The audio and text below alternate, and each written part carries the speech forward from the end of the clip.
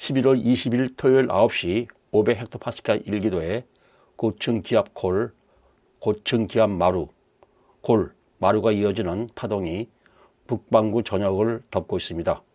이 파동이 흥하고 쇠하면서 이동하는 과정이 날씨 현상으로 나타납니다. 동아시아는 상당 기간 기압 마루에 들어서 온난한 날씨가 이어졌으나 서쪽에서 발달한 고층 저기압이 다가오면서 날씨가 변할 것으로 예상되고 있습니다. 같은 시각 대륙권과 성주권 경계인 공계면이 몽고 북부에서 6,000m, 남부에서 10,000m 고도에 나타나고 있습니다. 공계면에 약 4,000m 높이의 단층이 생겼고 성층권에 차고 건조한 공기가 단층을 통해서 대륙권으로 하강합니다. 성층권의 공기 하강을 입증하는 방법이 있습니다. 그것은 성층권에 존재하는 오존 농도를 건계면 부근에서 측정하는 것입니다. 북반구 상공 100헥토파스칼, 성층권 최저 고도에서 오존 농도가 높은 지역이 북극에서 시베리아 중부를 지나 몽고로 이어집니다. 농도가 가장 높은 몽고 상공에서 가장 많은 한기가 대륙권으로 하강합니다. 11월 20일 토요일 몽고 상공의 기층이 대단히 불안정하고 고층 기압골이 파입니다. 기압골 뒤 북서풍에 내려오는 지역에서 대륙 고기압이 발달하고 있습니다. 우리나라는 서풍이 불어 안정된 날씨나 기층 불안정 구역이 다가옵니다. 고층의 상황이 저층에 그대로 반영됩니다. 동아시아는 북쪽에 청색 점선으로 표시된 한기, 남쪽에 적색 점선으로 표시된 난기가 배치되어 남고 북쪽의 안정된 날씨입니다. 반면 고층에서 북서풍이 내려오는 몽고에 중심기압 1050헥토파스칼로 발달한 대륙 고기압이 남동쪽으로 확장하고 있습니다. 21일 일요일 15시 고층 기압골이 더욱 파이면서 중국 북부까지 다가오고 고층 저기압이 떨어져 나와 악기상을 예고합니다. 극제트기류가 갈라지는 고층 발생구역 아래 저층에서 기류 수령으로 지상 저기압이 발달합니다. 같은 시각 전선을 동반한 1200헥토파스칼 저기압과 함께 강수구역이 다가오나 우리나라는 여전히 등압선 간격이 넓어서 안정된 날씨입니다. 대륙 고기압이 확장하고 등압선이 조밀한 한기 구역이 중국 동해안까지 남하합니다. 21일 일요일 늦은 밤 저기압의 중심기압이 1600헥토파스칼로 떨어지고 서해안 지역부터 비가 시작됩니다. 한기가 서해 근해까지 다가와 22일 월요일 새벽부터 기온이 내리기 시작합니다. 이제 초점은 강수량, 강수기간, 기온 하강 정도에 맞추어집니다. 저기압에 동반된 한냉 전선은 22일 월요일 새벽에 지나갑니다. 하지만 저고도에서 유입되는 습기가 적어서 강수량이 많지 않습니다. 미국 해양대기청 GFS 모델은 전국적으로 1에서 20mm 강수를 예상하고 있습니다. 이 저기압의 역할은 강수량보다 긴 강수 기간과 한기 남하에 있습니다.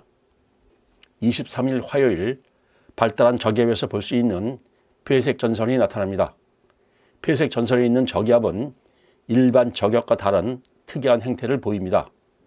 한냉 전선 전면을 지나 온난 전선을 넘어서 부는 난기가 중심을 돌아 불고 한냉 전선이 일본 동쪽으로 이동했지만 중심은 만주에 남아 있습니다.